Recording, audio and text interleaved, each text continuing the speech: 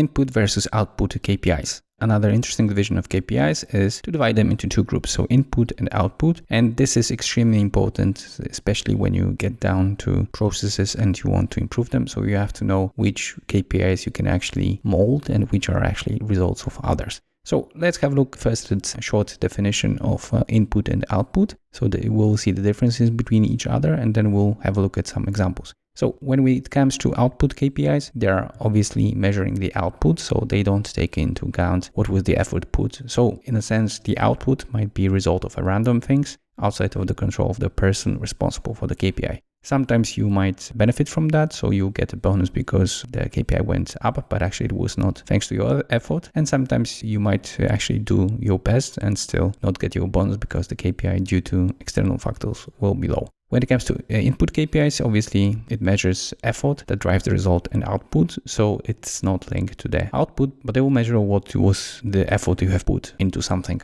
Output obviously gives you a suggestion whether you should act or not, because if it's low, then you know that there is a problem and you should act. However, it does not tell you in what way. You know that there is a problem, but you don't know actually how to solve it, and you don't know what kind of effort you should put in order to solve it. With the input KPIs, it's a little bit different. Since it measures the effort, it's more actionable. So you know in a sense what to do, you know how the KPI will behave. Last thing which is worth mentioning is that output KPIs are usually lagging KPIs. Input KPIs are quite often leading KPIs, in the sense that by estimating how much input you put, you can actually estimate the output. So quite often you would use the input KPIs to estimate what could be the result. In other words, what could be the output KPIs value. Now let's have a look at some examples. So let's say we are looking at the B2B sales. So the output KPIs could be sales achieved. So how much specific person or team sold during a specific period, either on value or in volume. And then in input KPIs, we would look at the number of customers approached. So how many potential customers they have called, visited, or pipeline value, so the value of potential contracts. And usually you would use both to measure the efficiency of the sales rep in order to get rid of the impact of lag, or maybe the impact of being on a more competitive market. When we are talking about consulting and recruitment, as an output, you want to have a number of recruited consultants, and input KPI could be number of CV gathered in our database and number of meetings set up with potential candidates.